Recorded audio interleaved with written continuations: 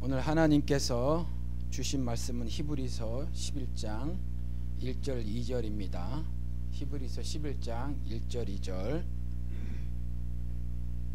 제가 봉독해 올리겠습니다. 믿음은 바라는 것들의 실상이요 보이지 않는 것들의 증거니 선진들이 이로써 증거를 얻었느니라. 오늘은 믿음이란 무엇인가 거창한 제목으로 말씀을 전해드리도록 하겠습니다. 우리가 이거를 공부하기로 했는데 구원이란 무엇인가 좀 잘 진행이 안 되어져서 제가 저 때문이죠. 제가 몸 하나로 이렇게 저렇게 하려고 하다 보니까 성경 공부 시간도 잘 못 마치고 해서 그런데 그래서 이 구원이란 무엇인가 이 책 있지 않습니까? 이 책의 내용을 조금 제가 생각을 해보고 또 가능한 한 이분이 뭐라고 말씀하셨는가 이 원본에 충실해서 말씀을 전해 드릴 건데 조금 더 설명도 드리고 하면서 좀 알아보도록 하겠습니다. 이 일이 절대적으로 필요해요. 왜 필요하냐 하면 도대체 지금까지 알고 있었던 믿음이 무엇이며 구원이 무엇이며 은혜가 무엇이며 내가 한 회개는 무엇이냐 라는 거죠. 지난 주간도 뭐 휴일들이 있어서 교회를 다니는 사람들하고 교제를 나누고 했는데 마음이 많이 답답했다라는 거죠. 그냥 이전에 한번 회개한 거로 땡치고 나는 이미 완성체라고 생각을 해서 더 이상 변화는 없고 그 다음에 계속해서 주는 복을 받는 삶을 신앙생활이라고 알고 있단 말이죠. 그래서 그 믿음도 잘못된 거잖아요. 그렇죠? 그리고 그가 얻었다고 하는 구원은 또 뭐냐라는 거죠. 그래서 한번 우리가 자세히 좀 공부를 해보시자고요. 이분이 워낙 뛰어나신 분이죠. 어떻게 보면 굉장히 보수적인 분이에요. 그래서 누가 뭐라고 해도 옛날에 뭐 이걸 보수라고 말할 수 있는지 모르겠지만 우리나라 옛날에 그런 거 있었잖아요. 상투를 자르려면 차라리 내 목을 잘라라 그런 거 있잖아요. 뭐 상투 자르는 거 그러니까 내 신체에 밟는 수지 부모라 그거 지키는 게 뭐 보수냐 이렇게 그게 옳고 그러냐를 떠나서 말이죠. 그랬다라는 거죠. 내가 생각하고 있던 어떤 중요한 가치들 그것들을 지키기 위해서 세상과 타협하지 않으려고 하는 것 그리고 또 세상 권세에게 굴복하지 않으려고 하는 그 무엇 그게 보수란 말이죠. 근데 뭐 자금은 그렇지 않죠. 보수라는 것이 돈만 쫓아가는 게 기독교 아니고 기독교 바깥이고 보수보다는 그냥 돈벌레들이죠. 그런데 아무튼 이분이 어디 가서 정말 일대 다수 모든 사람이 이분을 공격을 해도 이분은 꿋꿋하게 말씀을 가지고 이렇게 믿음을 지켜나가시는 분이에요. 이분에 대해서는 저가 항상 다 맞는 건 아니에요. 동의를 하는 건 아니에요. 예를 들어서 이분은 은사가 종결됐다고 하는데 전 그렇게 믿진 않아요. 현재 미국과 한국에서 벌어지는 건 전부 가짜라고 보지만 그렇다고 이분처럼 완전히 종결되었다 전 또 그렇게 생각을 하지 않습니다. 그리고 뭐 또 이분은 원죄가 있다고 믿지만 전 믿지 않고 그래서 뭐 다른 것이 있지만 그래도 뭐 원죄가 있다고 믿든지 믿지 않다고 믿든지 각 사람이 모든 사람이 죄를 지었음에잖아요. 그렇죠. 모든 사람이 죄를 지었으니까 그것에 대해서 다르다고 하더라도 크게 충돌할 일이 없어요. 그러니까 전체적으로 저분은 이분을 신앙적으로 굉장히 존경을 하고 또 이분의 책이나 그동안에 제가 이분의 뭐 글들을 상당히 많이 봤어요. 상당히 많이 봤는데 그래서 저도 영향을 많이 받았죠. 그런데 정말 올바른 신앙을 가지고 있는 분이에요. 그래서 이분이 가르침을 절대적으로 신뢰를 하고 같이 공부를 좀 해보도록 하겠습니다. 제목이 거창해요. 믿음이란 무엇인가? 이 부분을 우리가 다시 질문을 가져봐야 하는가? 예, 가져봐야 한다라는 거죠. 이미 믿음에 대해서 여러분들이 정리를 하고 있다고 하더라도 그래도 다시 한번 정리를 해볼 필요가 있어요. 왜냐하면 하늘의 비밀이라 더 또 다른 것들을 깨달을 수 있거든요. 지금까지 알고 있는 것에 하나를 더할 수도 있고 10개를 더할 수도 있다라는 거예요. 그러니까 공부를 해봐야 하고 특별히 기복신앙에 대해서 경고를 성경에 많이 해놓고 있고 저도 유난히 그 부분에 대해서 많이 말씀을 드렸는데 여전히 기복신앙의 모습이 보이더라라는 거죠. 우리 삶에 있어서. 그래서 그런 것들을 우리가 한번 털어내보고 끊어내보자 하는 차원에서 한번 올바른 믿음을 공부를 해보도록 하겠습니다. 여러분들 예수가 받은 시험 아시잖아요. 그렇죠? 예수가 받은 시험을 보면 40일 금식한 게 있어요. 그죠? 40일 금식하고 나가서 이제 시험을 받았단 말이죠. 그리고 또 하나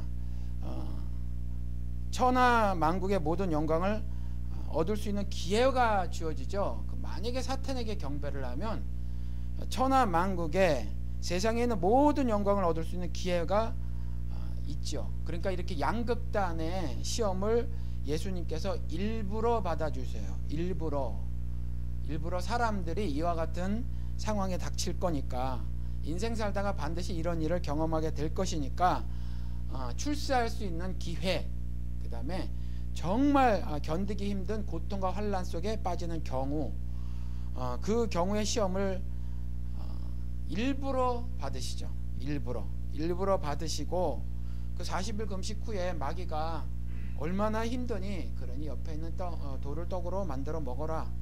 그랬을 때 떡으로만 사는 것이 아니다. 사람은 떡으로만 살 것이 아니야. 하나님의 입으로부터 나오는 모든 말씀으로 살아야 한다. 이렇게 말씀을 하시고, 또 천하 만국의 모든 영광을 얻을 수 있는 기회가 주어졌었을 때 이렇게 말을 하죠. 사탄아 물러가라. 주 너의 하나님께 경배하고 다만 그를 섬기라. 그러니까 삶의 목적이 무엇이 되어야 하는가, 신앙생활의 목적이 무엇이 되어야 하는가를 예수님께서 분명히 말씀을 해놓고 계시다라는 거죠. 천하 만국의 모두는 아니더라도 일부 정도는 그 영광을 취하고 싶은 것이 우리란 말이에요. 그렇죠? 그런데 그것이 삶의 목적이 되면 안 돼. 이거 말씀하시기 위해서 시험을 일부러 받아주신 거거든요. 그렇죠? 여러분들 이집트의 바로가 왕이라는 말이다 이렇게 말씀을 드렸죠. 사실 그래서 우리가 바로왕 그러면 좀 표현이 잘못된 거예요. 바로가 왕이라는 말이죠. 그러니까 수많은 바로들, 즉 왕들이 있었죠. 그러니까 우리 출애굽기의 바로도 어느 특정한 임금을 상징한다기보다 그냥 세상 임금을 말을 하고 있다라는 거죠. 이 이집트의 바로들, 즉 왕들은요, 단순한 정치적 권력자가 아니었어요. 이 사람들은, 바로들은요, 사람들에게 영혼을 부여하는 그런 존재로 생각되어졌었어요. 당시에 다수의 국민들에게. 그러니까 이집트의 왕들은 신이었습니다. 신적 권위를 갖고 있었죠. 그러니까 왕에 대한 도전은 신에 대한 도전과 마찬가지였었어요. 누구도 감히 도전을 할 수 없었죠. 뭐 세상의 역사에선 그렇게 말을 해요. 기원전 한 2700년에서 2200년 그 사이에 피라미드가 한 80여 개가 지어졌답니다. 80여 개 정도가. 지금은 남아있는 게 12개 정도래요. 그런데 현존하는 피라미드 중에 가장 큰 건 카이로 부근에 있는 거라는데 쿠프 왕의 피라미드랍니다. 바닥의 한쪽 길이가 230m래요. 굉장히 길죠. 엄청난 건축물이죠. 높이는 146.5m. 남산이 해발 200 얼마니까 그것도 해표면에서부터, 그러니까 서울 그 땅 높이로 하면 그렇게 안 되는 거거든요.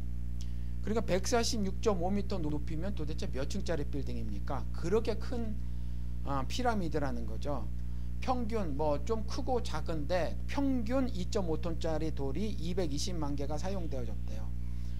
돌을 옮기기 위한 길을 닦는데 10년, 그리고 짓는데 20년 걸려서 도합 30년이 걸려서 이거 피라미드 하나 만든 거예요. 그러니까 이 피라미드는요, 이집트의 왕, 즉 바로가 어떤 존재였는지를 여실히 보여주는 거라는 말이죠.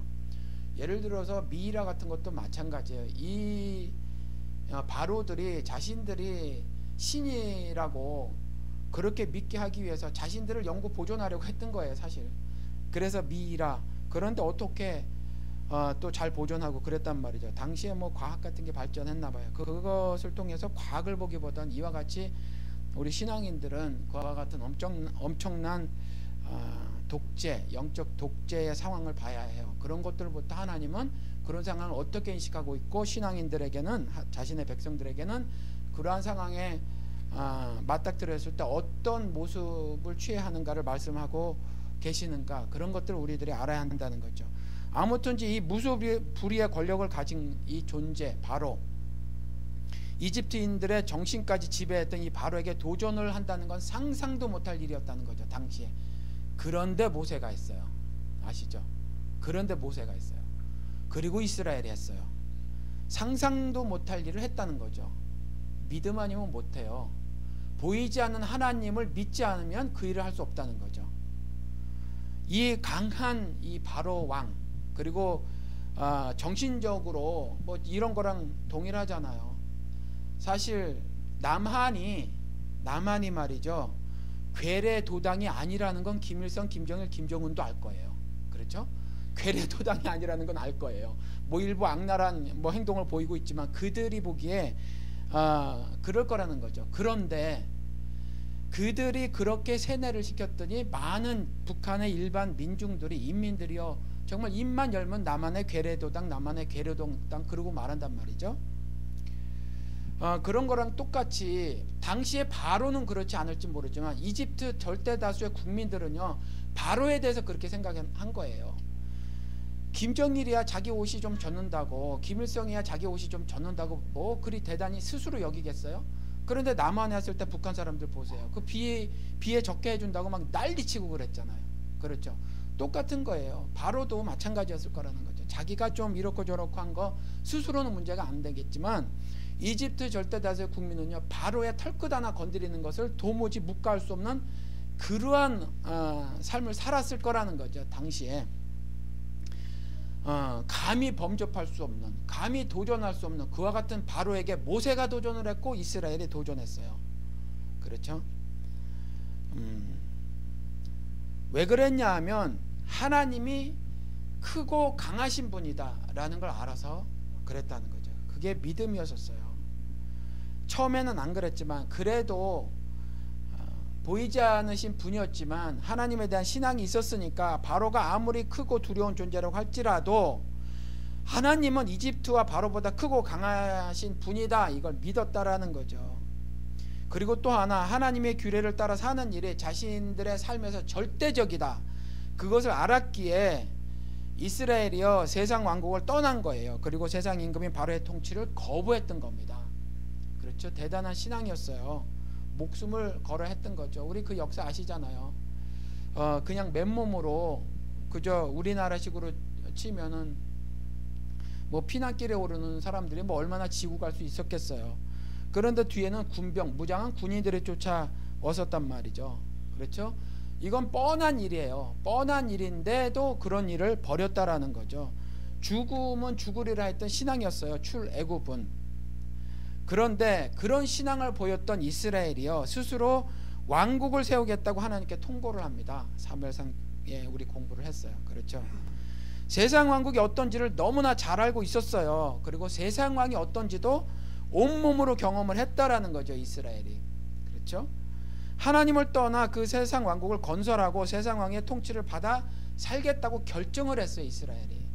그걸 다 겪었는데도 불구하고, 그리고 그 밑에서 살았던 자신들의 삶이 어떠했는지를 다 경험했는데, 그래서 그곳으로부터 탈출했는데, 세상 왕국으로부터 탈출했는데, 그리고 바로 왕의 그 어마어마한 그 학정, 그것을 거부하고요, 그 공포가 엄습했음에도 불구하고 하나님을 신앙하는 그 신앙으로 그 출애굽을 선언하고 바로에게 당당히 선언하고 거기에서 나온 이스라엘이, 죽음을 각오하고 신앙을 보였던 그 이스라엘이 하나님의 통치를 이제 거부하는 거죠. 거부하고 우리도 이제 그와 같이 세상의 왕국을 건설한 것처럼 다른 나라 사람들이 우리도 이제 스스로 왕국을 건설해서 살겠습니다 라고 독립선언을 합니다. 하나님의 통치를 거부하는 거죠. 그런데 하나님이 경고하신 대로 대부분의 백성들은요, 인간들이 죄로 만든 그 왕국에서 노예로 살게 될 겁니다. 그거 경고했잖아요. 그리고 오직 소수의 무리만 소수만 왕이 되거나, 그리고 또 조금 더 많겠지만 그래도 여전히 극소수죠. 극소수의 무리만 왕의 측근이 되어서 출세를 하게 될 거예요. 그럼에도 불구하고 모든 이스라엘은요, 실익이 하나도 없는 하나님 나라에서 하나님의 통치를 받고 사는 거, 그것 대신에 스스로 왕국을 건설하고 스스로 왕을 선출해서 그 왕의 통치를 받고 살겠다고 결정을 한 거예요. 왜 그랬을까요? 왜 그랬냐 하면 뭐 뻔한 거예요. 물론 죄 때문이지만 그건 원론적인 말이고, 그 죄가 어떤 거였냐, 구체적으로 왕국을 세워서 살면 잘하면 왕이 될 수 있으니까, 잘하면 내가 왕이 될 수 있으니까. 그리고 조금 전에 말씀드린 것처럼 왕이 안 되더라도 적어도 왕이 가지고 있는 천하 만국의 모든 영광을 조금이라도 나는 나눠 가질 수 있지 않을까, 이런 거죠. 그래서 그랬던 거예요. 이스라엘이 그거 먹고 싶어서, 처음부터 창세기에 나온 것처럼 보암직하고 먹음직한 거 갖고 싶어서 그랬던 거죠. 현재도 동일합니다. 여러분들 조혜련이라는 코미디언 아세요? 굉장히 노력하는 코미디언이라고 유명하죠. 그렇죠? 어떻게 하면 자리를 잡고 성공할 수 있을까를 TV에 나와서도 많이 말했던 그런 여성 코미디언이에요. 무슨 케이블 방송에 나와가지고 이 사람이 그랬대. 그동안 이 사람이 자기계발서를 80권 정도를 읽었대요. 얼마나 성공을 갈망했으면 자기계발서를 그렇게 많이 읽었겠어요? 80권 정도의 자기계발서를 읽었는데 그 중에 최고다 하고 책 소개를 했대요. 그 책 제목이 놓치고 싶지 않은 나의 꿈 나의 인생, 이런 제목입니다. 놓치고 싶지 않은 나의 꿈 나의 인생. 제목은 정말 멋있죠. 나폴레온 힐이라는 미국 사람이 쓴 책인데요. 좀 오래된 책이에요. 그런데 원래 제목은 Think, Grow Rich예요. 생각하고 성장하고 부자가 되라. 그러니까 생각하면 부자가 될 것이다. 그게 원래 제목인데 우리나라 책 제목으로는 조금 더 이쁘게 바꿨어요. 놓치고 싶지 않은 나의 꿈 나의 인생. 사실 돈 잘 벌어서 성공하겠다 이거죠. 이 나폴레온 힐이라는 사람은요, 카네기를 20대 인터뷰를 했어요. 인터뷰를 하면서 삶이 뒤바뀌었습니다. 이후에 카네기의 소개로 수많은 성공한 사람들을 인터뷰합니다. 20년 동안 인터뷰를 하는데 20년이 지난 후 그 인터뷰한 기사들을 토대로 해서 성공하는 법이라는 책을 8권을 썼어요. 그런데 누가 성공하겠다고 책을 8권씩이나 읽겠어요? 안 읽을 것 같으니까 이걸 한 권으로 묶은 책이 바로 이 책이에요. 한 권으로 묶었는데 대박이 났죠. 이 대박이 나는데 아직까지 대박이 나는 거예요. 조우에도 무슨 카페가 있는데 갑자기 생각이 이름이 안 나네요. 카페벤에 한국에 그 체인점이 있대요. 그 사람은 이 책을 굉장히 많이 읽었대요. 그리고 지금도 꺼내 본답니다. 그리고 거기에 있는 거 좋은 말들 써서 적어 갖고 다니면서 심심하면 이렇게 꺼내서 보고 자기를 다시 채찍질하고 그런대요. 그 내용을 보면 뭐 여러 가지가 있겠지만 좀 수준이 높은가 봐요. 그런데 그래도 여전히 몇 가지 가르침을 보면 다른 책들하고 뭐 별다른 게 없는 것 같아요. 분명한 목표를 세워라. 사람의 마음을 끄는 매력적인 성품을 개발하라. 신념을 가져라. 보상을 생각지 말고 열심히 일해라. 계획적인 노력을 아끼지 마라. 창조적인 상상력을 개발하라. 자제력을 키워라. 등등등. 뭐 이런 거죠. 정말 뭐 교훈 삼을만 한 거예요. 이렇게 살면 일정 부분 성과를 정말 올릴 수 있을 거라고 생각이 듭니다. 정말 그렇죠. 저도 저희 아이들에게 그러거든요. 머리로 생각하면 소용이 없어. 목표를 써야 돼. 이렇게 말을 하고 그래요. 이런 거 가르치는 거나 동일하죠. 저도 그렇게 가르친단 말이죠. 뭐 일정 부분 성과를 올릴 수가 있어요. 그런데 여러분, 이렇게 하면 다 성공할 수 있습니까? 다 성공할 수 있어요? 나폴레온 힐이라는 사람 인터뷰한 사람은요, 인류 역사상 가장 성공한 정말 몇 사람이에요. 몇 사람. 그 사람들 성공 스토리 갖다 놓고요, 원리 원칙, 그 사람들이 이렇게 했더니 이렇게 됐더라라는 거 있잖아요. 그거 이렇게 만들어 놓은 건데 이렇게 안 돼요. 여러분들, 모든 사람이 그렇게 산다고 해도 그 사람 카네기처럼 되지 않아요. 여러분, 절대로 안 되잖아요. 그런데 이스라엘이 하나님의 통치를 거부하고 스스로 왕국 세운 것처럼 지금도 계속 똑같은 일을 하는 거죠. 그렇죠? 지금도 그래요. 이게 인간이 이런 존재라서 그런 것 같아요. 이렇게 살다 보면 왕은 안 되더라도 강남엔 살 수 있지 않을까라는 거죠. 그렇죠? 이게 인생의 목표가 되지는 거죠. 성경을 통해서는 하나님이 절대로 이런 말씀을 해놓고 계시지 않는단 말이죠. 근데 아무튼 이 책이 대박이 나고 현재도 잘 팔리는 책이래요. 그러다 보니까 이 책을 목사들도 인용을 합니다. 그 이름하여 조용기. 성공학으로 유명한 나폴레옹 힐은 이렇게 말했다. 성공의 가장 무서운 적은 우유부단, 의심, 두려움이다. 의심과 두려움에 사로잡혀 있는 한 우유부단할 수밖에 없고, 우유부단하면 다시 의심을 구체화시켜 두려움을 더욱 크게 만든다. 이러한 것들은 우리가 잠깐 방심하는 사이 자라나기 때문이다. 단에 서서 나폴레옹 힐을 가르치는 거죠. 성공하는 비책을 가르치는 겁니다.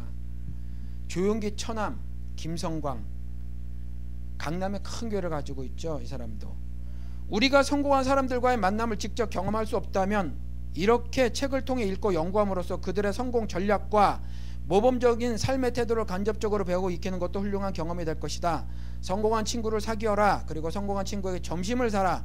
적극적으로 조언과 지혜를 구하라. 내 주위에서 성공한 친구를 만나기 어렵다면 성공한 사람들의 책을 읽어라. 그들의 경험과 성공하는 방법을 배워라. 성공을 향한 지름길이 여기에 있다. 이게 목사들이 이렇게 한 거예요. 나폴레옹 힐이 인터뷰한 사람들은요, 조금 전에 말씀드린 것처럼 수억 명 중에 성공한 몇 명에 속한 사람들이에요. 다 성공할 수 있는 것이 아님에도 사람들은 이런 가르침에 큰 관심을 보인다라는 거죠. 큰 관심을 보이니까 단에서 목사들이 인용을 하는 거죠. 이 책 Think, Grow Rich, 생각하고 부자가 되어라가 이제 성경 대신에 텍스트로 자리를 잡기 시작을 하는 거죠. 교회에서. 이게 제가 지금 두 사람의 목사가 인용했다고 이렇게 말을 했지만 이게 전반적인 교회에서 그렇지 않나요? 왜 그러냐 하면, 왜 그랬냐면, 이스라엘도 왜 그랬고 지금도 왜 이와 같이 이런 것들에 관심을 보이냐 하면요, 우리들 마음속에 스스로 왕국을 세웠던 이스라엘이 있어서 그래요. 우리 안에 그 이스라엘이 있어요. 한쪽으로는 이집트, 그리고 바로 왕, 그 바로 왕의 학정에 하나님 보이지 않지만 하나님을 신앙하는 그게 한쪽으로 있어요. 근데 다른 한쪽으로는 하나님의 통치를 거부하려고 하는 다른 내가 있다니까요. 그 다른 내가 나폴레옹 힐을 추구하게 만드는 거예요. 하나님 말씀 대신에. 대부분은 성공할 수 없지만 나는 성공하기를 바라고요. 그렇죠? 그 성공을 위해서라면 하나님 통치도 거부하겠다. 그거죠. 그래서 세상 왕국에서 살기를 바라는 거예요. 예수가 시험을 받으면서 사람들에게 전하신 말씀 나머지 하나를 보면, 마귀가 예수를 거룩한 성으로 데려가 성전 꼭대기에 세우죠. 그리고 이렇게 말을 합니다. 기록되었으되 이렇게 말하죠. 시편 말씀을 이용하는 거죠. 뛰어내리라, 네가 하나님의 아들이라면 하나님이 천사를 보내어 네 발이 땅의 돌에 닿기 전에 너를 구원하실 것이다. 부딪히지 않게 하실 것이다. 이제 성경 말씀 가지고 하는 거예요. 위로의 말씀이죠. 하나님이 사랑이시니 너를 고통에 방치하지 아니할 것이다. 이 말씀이죠. 그렇죠? 근데 이에 대한 예수의 말씀이 어때요? 이거 잘 새겨들어야 돼요. 우리가 굉장히 잘 새겨들어야 됩니다. 또 기록되었으되 주 너의 하나님을 시험하지 말라. 하나님 말씀을 가지고 마귀가 시험해요. 부처의 말을 가지고 시험하는 게 아니에요. 알라의 말을 가지고 시험하는 게 아니에요. 시험은 하나님 말씀 가지고 하는 거예요. 하나님 말씀 가지고. 그래서 거짓 선지자, 악마, 거짓말쟁이라는 거라고 말씀을 드렸잖아요. 그렇죠? 하나님 말씀 가지고 거짓말하는 거예요. 그러니까 또 기록되었으되, 성경을, 그러니까 우리 집사님은 통전적 이렇게 말씀하시는데, 그것보다 좀 더 정확한 말은 성경의 각권의 유기적인 관계를 살펴보아서, 그래서 뭐가 올바른 해석인가, 뭐가 참된 진리인가를 알아야 해요. 그냥 어느 한 구절 뚝 가져와서 자 봐라, 하나님이 이렇게 말씀하셨다 라고 말하는 거죠. 이제 이것들이 지나쳐서 말씀이 없는 것 가지고도 막 한다고 제가 말씀을 드렸죠. 반드시 채워줄 것이다. 성경이 없어도 그렇게 이제 말을 하고, 성경이 있는 줄 알아요. 사람들이 그 말씀 성경에 있는 줄 알아요. 없잖아요. 그렇죠? 그렇다는 거죠. 그래서 또 기록되었으되 하면서 성경을 좀 잘 아셔야 해요. 기복신앙이라는 가짜신앙으로 살게 하고 하나님의 말씀을 가지고 미혹하는 마귀의 속임수에 넘어가서 맹목적인 신앙생활을 하게 하고요. 심지어 하나님을 시험하게 하더라라는 겁니다. 여러분들 그 창세기에 가보면 이런 기사가 나옵니다. 바벨탑 쌓는 기사. 그렇죠. 바벨탑을 왜 쌓는 줄 아세요, 여러분들? 두 가지 이유 때문에 쌓았어요. 하나는 우리의 이름을 널리 알리자. 우리의 이름을 알리기 위해서였어요. 우리의 이름을 알리기 위해서. 또 하나는 흩어짐을 면하자. 즉 연합하자라는 거예요. 우리 기독교계도 연합이라는 말 참 잘하죠. 이번에 WCC 눈에 보이는 연합을 이루자. 심심하면 연합 그러는데 연합은 제가 말씀을 드렸지만 그리스도와의 연합, 즉 구체적으로 그리스도의 죽음의 연합, 그리고 그리스도의 부활의 연합 이외에는 연합이 아니에요. 그건 카르텔이에요. 정치적 카르텔을 형성하는 거고 종교적 카르텔을 형성하는 거예요. 그래서 우리가 만약에 모였다면 그리스도의 죽음의 연합을 나타내는 연합만 기독교인이 할 수 있는 연합이고, 그리스도의 부활과 연합하는 그 연합을 증거하는 연합만 우리 기독교인의 연합이에요. 나머지는 그냥 카르텔을 형성하는 거예요. 정치적 종교적 카르텔을 형성하는 거예요. 그렇죠? 그러니까 우리의 이름을 널리 알리자. 내 잘못도 아니에요. 어떤 경우는 그냥 내 잘못도 아니에요. 그냥 다른 사람들이 내 칭찬하는 거예요. 아유, 목사님 훌륭하십니다. 저는 정말 겸손했어요. 이렇게 그냥 예를 드는 거예요. 저는 정말 겸손했고 말씀대로 살기로 했었고, 그 다음에 아무튼 그렇게 정말 하나님 보시기에 순전한 모습을 가지려고 애를 쓰고 말이죠. 그런 모습을 보고 사람이 칭찬해요. 만약에 그래도 그 칭찬을 들으면 그것이 내 탓이 되어야 하는 것이 성경에서 말하는 도덕이에요. 그게 바울을 통해서 말한 거예요. 바울이 하나님의 뜻을 이 땅에 전했어요. 하나님의 뜻을 이 땅에 전했습니다. 죽은 사람도 살려내고 그랬어요. 그러니까 온갖 그 이방신을 섬기는 제사장들, 그 다음에 온 무리들이 바울을 보고 경배를 합니다. 바울이 아무 잘못하지 않았어요. 너희들 내가 경배해야 하면서 그런 것도 없었고요. 종교 권력을 취하려고 한 적도 없었어요. 그냥 하나님의 일을 했더니 그냥 바울을 섬기려고 했던 거예요. 그랬을 때 바울은 어떻게 했냐면 옷을 찢었단 말이죠. 괴로워했다라는 거예요.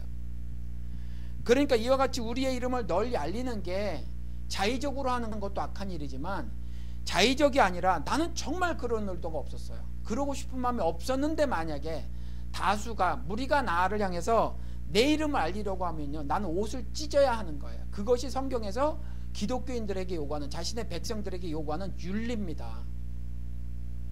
그러니까 우리는 망해야 하고 예수만 흥해야 하는 거예요. 우린 철저하게 부서져야 하고 예수만 나타나야 돼요. 우리의 이름은 널리 알려져서는 절대로 안 된다는 거죠. 칭찬 들을 만한 사람이 아니니까 하지도 않으시겠지만, 어디 가서 절대로 작은 자교회 성도님들은 어디 가서 목사 칭찬이나 아니 주변에 집사 칭찬도 하지 마시기 바랍니다. 하시려면 자랑은 예수님만 자랑하시기 바랍니다. 이와 같이 너도 나도 바벨탑을 쌓는 거죠. 나도 쌓는 거예요. 구원도 가짜, 은혜도 가짜, 믿음도 가짜, 회개도 가짜, 모두 가짜가 판치는 세상에 예수님이 그렇게 말씀하시는 거예요. 또 기록되었으되, 그렇죠? 또 기록되었으되 하시면서 말씀을 하는 거예요. 가짜가 아닌 진짜를 분별하면서 살아야 합니다. 믿음이란 무엇인가? 이걸 구체적으로 또 좀 어렵더라도 굳이 따져가며 공부를 해야 하는가? 해야 하잖아요. 좌를 보고 우를 보고 앞을 보고 뒤를 보세요. 보시면 믿음, 은혜, 구원 이런 것들을 성경에 도대체 뭐라고 쓰여졌는가를 공부 안 해도 되시겠는지. 그렇잖아요. 그렇죠? 공부를 해야 된다고요. 한국의 뭐 대형교회 보니까 뭐 다른 것 때문에 링크가 있어서 따라 들어가다 보니까 초기 화면에 성령으로 불타는 교회 이렇게 써 있어요. 성령이 불 지르시는 분인가요? 정말 답답합니다. 성령으로 불타는 교회. 성령이 무슨 쥐불놀이 하시는 분도 아니고 정말. 그런데 그런 걸 버젓이 대형교회에서 그런 걸 표로 올려놓고 앉아있단 말이죠. 알아봐야 해요. 공부를 해야 합니다. 성경에 뭐라고 쓰여졌는지 공부해야 해요. 우리 새벽기도 때 말씀 잠깐 나눴는데 이사야서 59장에 가서 보면 59장 마지막하고 60장 초에 가서 보면 그렇게 쓰여져 있어요. 하나님이 주신 언약이 있다라는 거죠. 그 언약이 뭔지 아세요? 그 언약? 말씀이 내게 있게 하는 거다라는 거죠. 그게 언약이라는 거예요. 그러니까 예수 그리스도가 본받되고 만진받은 거, 그것이 말씀이 내게 있는 거예요. 지금 신약 시대에는. 그러니까 언약을 성취하시는 건 뭐냐면 이 성경이라는 책, 이 활자를 내가 손에 쥐고 있다라는 것이 아니라 내 삶에 이 말씀이 살아 운동력이 있어 이 말씀이 내 삶을 사는 걸 말하는 거예요. 그게 언약을 우리에게 주시는 거고 성취시키는 거예요. 그게 이사야서 59장의 말이고 60장 1절의 말씀이라는 거죠. 그렇죠? 그러니까 이와 같이 말씀을 가지고 이 말씀에 기록된 대로 믿음이란 무엇인가 오늘은 공부를 해볼 텐데 오늘은 그 전부 다 할 건 아니에요. 여기에서 일부만 할 건데 다음 주에 또 하고 말이죠. 그래서 은혜도 살펴보고 회개도 살펴보고 할 겁니다. 아무튼 이제 믿음이란 무엇인가를 좀 공부해 보기 전에 이와 같이 믿음이란 무엇인가를 반드시 공부해야 함을 제가 좀 강조를 하기 위해서 여러분들에게 이와 같이 말씀을 드린 거예요. 먼저 구원에 대해서 한 가지 말씀만 좀 드리도록 하겠습니다. 여러분들 아시겠지만 그래도 제가 확실하게 좀 말씀을 드릴게요. 여러분 아시죠? 예수님께서는 사람들을 자신의 세계로 들이시기 위해서 이 땅에 오셔서 죽으신 거예요. 그렇죠? 예수님은요 이 땅에 오셔서 죽으셨는데 왜 그러냐 하면 사람들을 자신의 세계, 자신의 나라로 들이시기 위해서 그렇게 하신 거예요. 그러니까 십자가 대속 죽음으로 사람들이 얻게 된 건 뭐냐면 그리스도 나라예요. 이거 명심해야 합니다. 여러분들 이게 구원이에요. 다른 게 아니에요. 그러니까 구원은요 그리스도 나라가 그리스도께서 나를 그리스도 나라로 들이시는 거지 내가 그리스도를 내 나라로 들이는 게 아니에요. 이해가 되시죠? 그리스도를 내 나라로 끌고 들어오는 게 구원이 아니에요. 그건 신앙생활이 아니에요. 그건 믿음이 아니에요. 그렇게 하시면 안 된다라는 거죠. 내가 그리스도 나라로 들어가는 거예요. 그것 때문에 그리스도가 이 땅에 오시고 죽으신 거란 말이죠. 그러니까 그리스도 나라 말고 얻게 된 그리스도 나라 말고 천하만국의 영광을 얻으려고 하는 것은 구원하고는 무관한 거예요. 신앙생활이 아니다라는 거죠. 이렇게 구원에 대해서 큰 틀을 미리 말씀을 드리는 겁니다. 그리고 그렇게 시작을 해야 믿음이란 무엇인가 이걸 말씀을 드릴 수 있을 것 같아요. 왜냐하면 구원이란 무엇인가를 아는 것과 따로 떼어서 믿음을 말할 수 없어서 그래요. 이 목사님이 구원이란 무엇인가 이 책에서 첫 번째로 말한 거 이게 전체 말이기도 한데 믿음은 그리스도 안에서 선물로 받는 것이다 이렇게 말씀을 하셨어요. 선물로 받는 것이다. 절대적으로 중요한 선언입니다. 에베소서 2장 8절에 너희는 그 은혜에 의하여 믿음으로 말미암아 구원을 받았으니 이것은 너희에게서 난 것이 아니요 하나님의 선물이라. 그렇죠? 하나님의 선물이에요. 선물로 받는 겁니다. 믿음은요. 그러니까 신념이 아니에요. belief. 내가 믿는 게 아니에요. 내가 믿는 게. 그래서 제가 여러 번 말씀을 드렸지만 I believe Jesus Christ가 아니라 I believe in Jesus Christ라고 말씀을 드렸죠. 예수 안에서 믿는 거예요. 예수가 말씀이시고 요한복음 1장 1절. 그렇죠. 그러니까 말씀 안에서 믿는다라는 말이에요. I believe in Jesus Christ는 말씀 안에서 믿는다 그 말입니다. 그러니까 이와 같이 믿음은요 하늘의 선물이에요. 내가 믿는 게 아니에요. 그걸 강조해 놓고 계세요. 처음에 믿음이란 무엇인가 말할 때 그걸 처음에 말하고 있다라는 거죠. 로마서 1장 17절에 또 가서 보면 복음에는 하나님의 의가 나타나서 믿음으로 믿음에 이르게 하나니 기록된 바 오직 의는 믿음으로 말미암아 살리라 함과 같으니라. The righteousness of God revealed from faith to faith 이렇게 돼 있죠. 믿음으로 시작해서 믿음에 끝나는, 그러니까 믿음의 시작부터 믿음의 끝까지 하나님의 의가 나타났다 이렇게 말을 하고 있잖아요. 그렇죠. 이 번역을 이렇게 번역을 해놨어요. 한국 성경에는. 그러니까 뭐냐면 하나님의 의가 나타나서요 믿음으로 믿음에 이르는 거예요. 그러니까 내가 믿음 생활을 하는 것이 아니라 믿음을 주었기 때문에 내가 믿음 생활을 하는 거예요. 이게 말이 안 되는 듯 보여도 성경은 이렇게 말했다는 거죠. 하나님이 내게 믿음을 주셨으니 내가 믿음 생활을 하는 거예요. 그렇죠? 그래서 믿음으로 믿음에 이르게 되는 거죠. 그러니까 믿음은 내가 만들어낸 어떤 종교적 신념이 아니에요. 결코 그게 아닙니다. 그건 바리새인의 신앙관이에요. 바리새인들. 믿음은 완전하게 하나님으로부터 주어진 선물입니다. 그리고 이렇게 선언을 해놓고 믿음은 인간의 전체 본질과 성품의 변화에 연관이 있다 이렇게 말을 해놓고 있습니다. 믿음은 인간 전체 본질과 성품의 변화와 연관이 되어 있다. 이거 잘 명심하시기 바랍니다. 인간 전체 본질, 우리 있죠.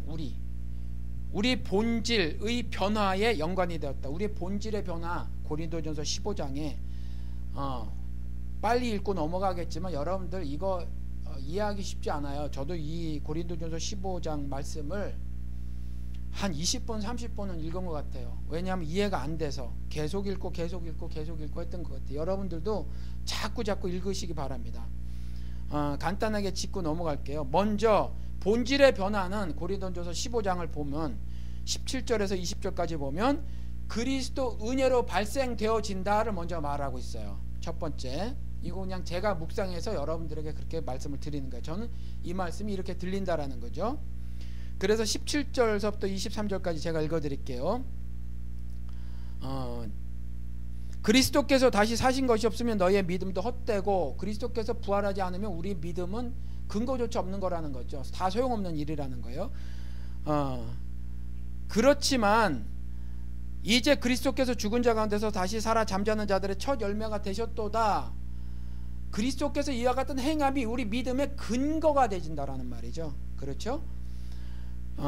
그리고 아담 안에서 모든 사람이 죽은 것 같이 그리스도 안에서 모든 사람이 삶을 얻으리라. 우리들의 삶의 근거가 바로 이와 같이 된 거라는 게, 그리스도께서 다시 살아나심을 보여주셨기 때문에 우리가 믿음이라는 것이 생기고 우리 삶의 목적이 생기고 의미가 생기고 가치가 생겨진다 그 말이에요.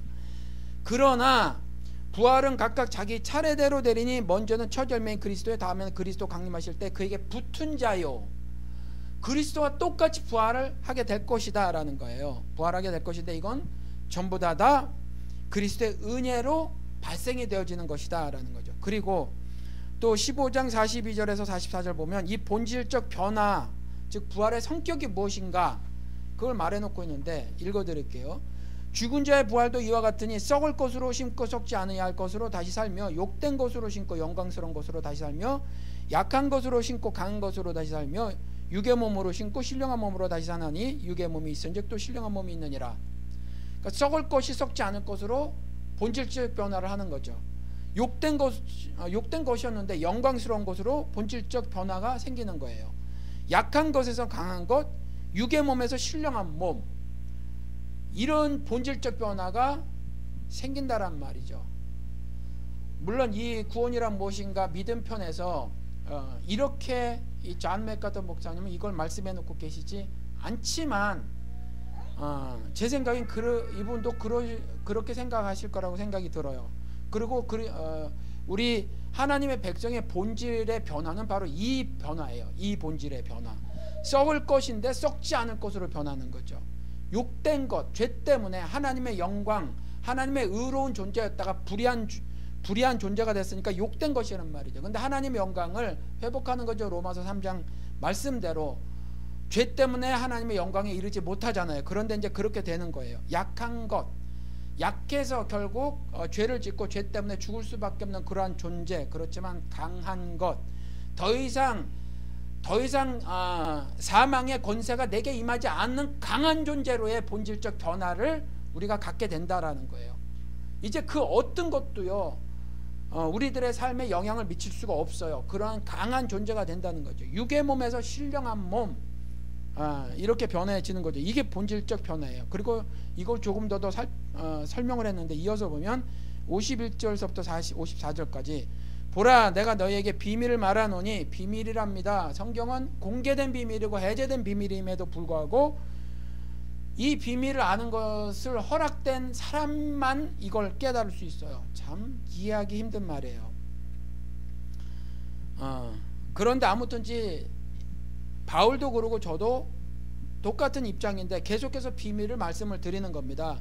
보라, 내가 너에게 비밀을 말하노니 우리가 다 잠잘 것이 아니요 마지막 나팔에 순식간에 호련히 다 변화하리니, 나팔 소리가 나매 죽은 자들이 썩지 아니할 것으로 다시 살고 우리도 변화하리라. 이 썩을 것이 불갑을 썩지 아니할 것으로 입겠고 이 죽을 것이 죽지 아니함을 입으리로다.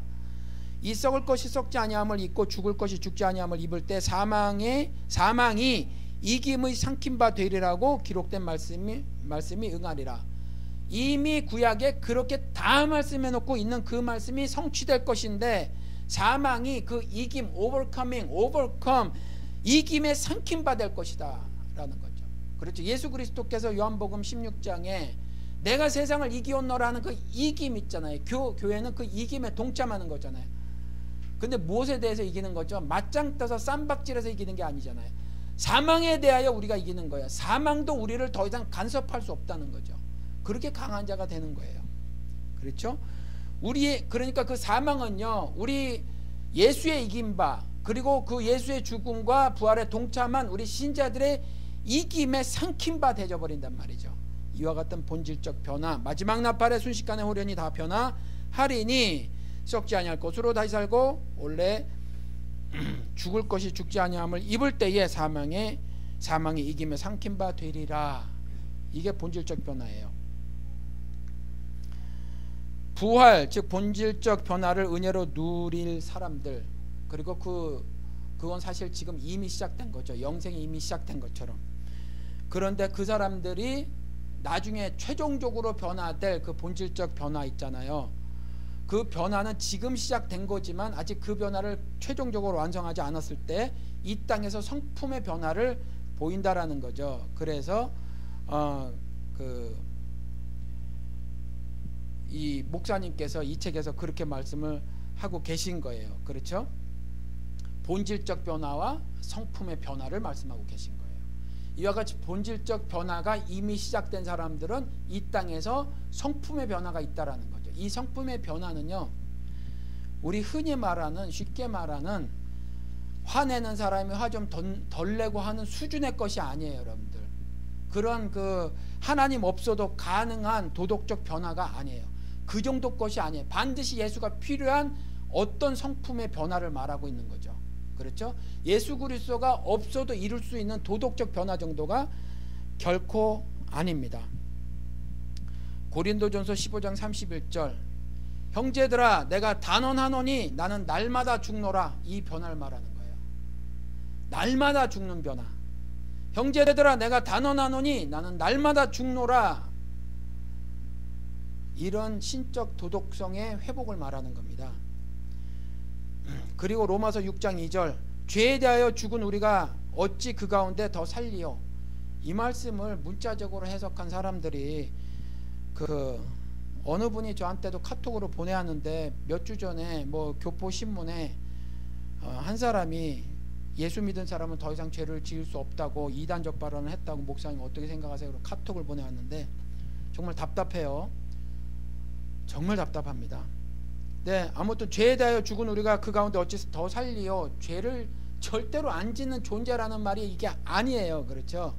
죄에 대하여 죽은 우리가 어찌 그 가운데 더 살 수 있겠는가라는 말은, 죄에 대하여 우리가 매우 예민해지고 그 죄에 대해 날마다 죽는 것이 아니라, 죄에 대해서 버젓이 살려고 우리가 보통 그렇게 산단 말이에요. 그렇게 사는데, 그렇게 안 하고 죄를 알고도 짓고 모르고도 짓고 하면서도 개의치 않는 그런 사람들이 있는데, 그렇게 사는 것이 아니라 하늘을 우러러 한 점 부끄러움 없기를 정말 입새에 이는 정도 갖고도 나는 굉장히 부끄러워 하늘을 쳐다보지 못하는 그러한 자책감이 드는 거 있잖아요. 회심. 그렇죠. 그 회심을 하는 존재라는 거죠. 그 말하는 거예요. 이 로마서 6장 2절의 말씀이. 죄에 대하여 죽은 우리가 어찌 그 가운데 다시 살려. 이렇게 뻔뻔하게 알고도 짓고 모르고도 짓고 죄를 짓고 살면서도 그냥 버젓이 사는 거죠. 나는 죄인이 아니로소이다라고 그냥 사는 거예요. 그렇죠. 신앙의 가책을 받지 않는 거죠. 이게 그 말씀을 하고 있는 거란 말이죠. 죄가 더한 곳에 은혜가 더욱 넘친다. 로마서 5장 말씀. 그렇죠. 죄가 발견이 되면 그것을 괴로워하는 것, 즉 회심이 생기고 그러면 하나님의 죄의 용서하심, 즉 은혜가 생기는 거잖아요. 그렇죠. 우리는 그 은혜 갖고 사는 거잖아요. 그런데 우리는요, 그저 죄를 지었다 혹은 죄인이다라는 부정적인 말을 되게 듣기 싫어하는 거죠. 그런데 그 부정적인 말을 듣는 게 은혜를 사모하는 거라니까요. 그렇잖아요. 그래야 내가 은혜를 누리는 삶을 사는 거예요. 그렇죠? 죄가 더해진 그곳에 은혜가 더욱 넘친다라고 했으니 죄인이다 라는 지적을 듣는 것이, 받는 것이, 그게 내가 더더욱 많은 은혜를 누리게 사는 건데, 그냥 그 은혜는 내가 생각지 않는 거예요. 죄 용서함, 아유 그까짓 거. 그러니까 그냥 부정적인 말 듣기 싫어서 그냥 이렇게 하는 거죠. 임의생활 하기도 힘든데, 그래서 교회 가서 위로의 말을 듣고 싶어 가는데 짜증나게 뭐 빚진 자라는 둥, 사랑의 빚진 자라고 하니까 사랑 얘기는 쏙 빼고, 그렇지 않아도 미국 생활이 뭐 죄다 빚인데 또 빚진 뭐 빚 얘기하고, 뭐 진짜 어떤 여자분이 저한테 이런 말씀을 하신 건데, 그렇단 말이죠. 이렇게 말한단 말이에요. 정말 따뜻한 거, 그렇죠? 따뜻한 거. 법륜 스님이라는 사람이 돌아다니면서 하는 그런 말 정도, 그런 거 듣고 싶은 거거든요, 우리도. 그러니까 목사들도 입에서 그런 거 말하는 거예요. 그래서 그 뭐 조금 전에 말한 것처럼 생각하고 성장 자라나고 성장하고 그 다음에 돈을 많이 벌어라, 부자가 되어라, 이런 것들을 교회에서 말을 하기 시작을 하는 거예요. 그래서 제가 자꾸 말하지만 행복 추구하는 거, 행복 전도사로 예수를 만들어 버리는 거란 말이죠.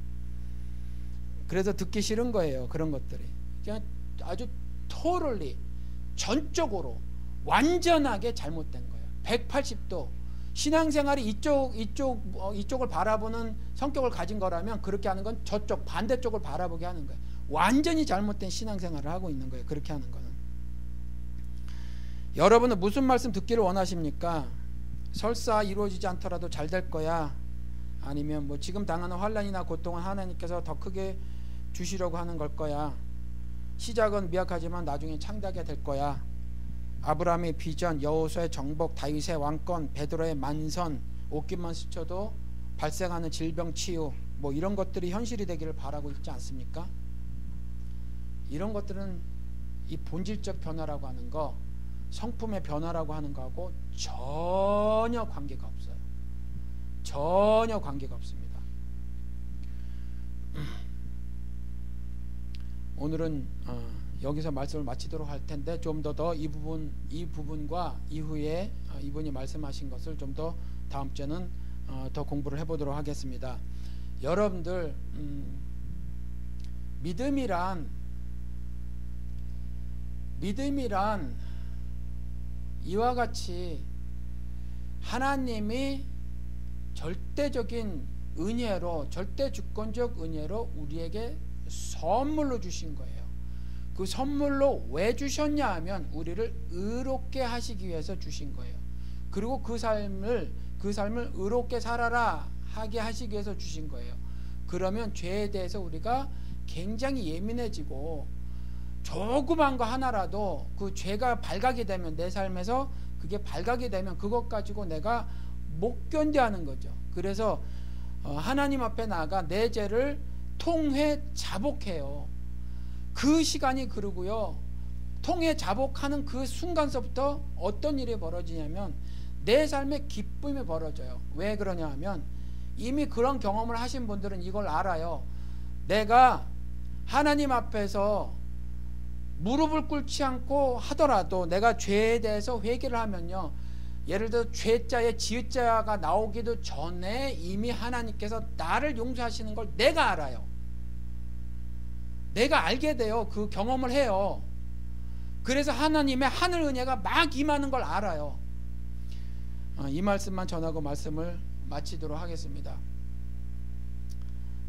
조금씩 나이가 들면서 혼자 있는 게 즐거워질 때가 있어요, 여러분. 제가 그게 나이가 들어서 그런 건지 혼자 있는 것이 즐거워질 때가 있는데 지나가면서 한두 번 말씀을 드린 것 같아요. 교회 오거나 아니면 다른 장소거나 성경을 펴놓고 가만히 하나하나 읽는 게 어쩌면 그렇게 기분이 좋은지 몰라요. 아내랑 같이 있는 시간보다 더 좋을 때가 많이 있어요. 자녀들하고 같이 있을 때보다 더 좋을 때가 많이 있어요. 그냥 하나님의 말씀 하나하나를 읽으면서 제가 말씀을 드렸지만 이게 세상의 다른 종교 경전하고 다르게 여기 보면 죄 음란한 얘기에 전장하는 얘기에 죽이는 이야기에 부정적인 이야기가 그득 찼는데 이 심판이 바로 구원 이야기라고 말씀드렸잖아요. 구원이 심판 이야기고 구원과 심판은 동일하게 벌어지는 사건이에요. 같은 선상에 있는 거라니까요. 그러니까 여기에서 그런 걸 보고요, 하나님의 은혜와 사랑이 발견이 되진다니까요. 그러니까 이걸 혼자 읽으면서 가만히 읽으면서 하나님과 혼자 교제를 나누고 있습니다. 교제를 나누고 있으니까 그 시간이 너무너무 좋은 거예요. 여러분들 이 말씀을 드리고 싶습니다. 왜 좋으냐 하면 제가 알아요. 어디 가서 제가 발길로 누구를 걷어차고 그 다음에 뭐를 도둑질하고 하진 않았어도 제 마음에 바울을 통해서 경고한 그 세 가지의 범죄가 있거든요. 고린도전서 오늘 말씀 많이 하는데 새벽 기도 때 나눴고 한번 주일 예배 때 설교 때 말씀 드린 건데 세 가지 조심하라 그랬잖아요. 주의하라고 했잖아요. 뭐 하라고 그랬어요? 개들을 주의하라. 개는 뭐로 상징돼요? 탐욕이잖아요. 말이 굉장히 거칠어요, 성경이. 개들을 주의하라. 탐욕스럽지 말라는 거죠. 그 다음에 행악자, 악한 행동하는 사람들 주의하라는 거죠. 그게 사람 말하는 게 아니라 사실 그 범죄를 주의하라는 거예요. 하나님은 예수님은 죄인과 함께 식사하셨어요. 그렇죠? 그게 유대인이나 바리새인들은 그들과 식사하는 게 법에 어긋나고 불신앙이지만 아니에요. 그들과는 식사를 해야 옳아요. 그런데 표현을 그렇게 해놓은 건 그 악을 멀리하라는 거예요. 탐욕을 멀리하라는 거지 그 악인 자체 사람을 멀리하라는 게 아니에요. 그러니까 아무튼 첫 번째 개들을 주의하라. 탐욕을 주의하라는 거죠. 그 다음에 악행하는 거를 주의하라. 또 하나 뭐죠? 손헬라당. 겉으로는 신앙인인 척하지만 속으로는 아닌 거 있잖아요. 겉으로는 그런 거죠. 겉으로는 근사한 신앙. 이 세 가지라는 거잖아요. 이 세 가지가 나한테 다 있음을 알아요. 이게 매일매일 성경을 통해서 발견이 되지니까 이런 거 발견되질 때마다 성경을 통해서 발견이 됐죠. 율법이 우리의 죄를 밝힌다잖아요. 그러니까 성경을 읽으면서 그냥 있을 때 모르고 있다가도 성경을 읽으면서 그게 발견이 되고 발견이 되는 즉시 동시에 하나님께서 나를 다시 한번 싸매 주시는 그런 경험들을 하니까 성경을 읽는 시간이 행복하더라, 기쁘더라 라는 겁니다. 여러분들도 이와 같이요, 이와 같은 경험들을 올 한 해 매일같이 하시기 바랍니다. 매일같이 하셨으면 좋겠어요. 다음 주에 계속해서 말씀을 전해드릴 건데 여러분들 연약해서 오늘도 범죄에 노출이 되면 쉽게 보암직하고 먹음직한 그것들을 홀딱 먹어버릴 만한 그런 분이라는 걸 인식을 하고요. 그래서 날마다 거룩한 습관을 들이세요. 무조건 시간을 빼서 매일같이 하루도 빼지 말고 성경을 읽으시기 바랍니다. 매일같이 읽으시고 그 다음에 그 말씀을 가지고 곰곰이 많이 생각하세요. 묵상이라는 거거든요. 그러면요, 그 말씀을 통해서 하나님께서 반드시 여러분들 삶에 역사하시고요, 말씀이신 예수 그리스도가 여러분 안에 쑥 들어가셔서 여러분의 삶을 살아주시는 걸 여러분들이 경험하신다라는 겁니다. 이와 같은 삶을 여러분들이 올해는 다 사시기를 주님의 이름으로 축원을 드립니다.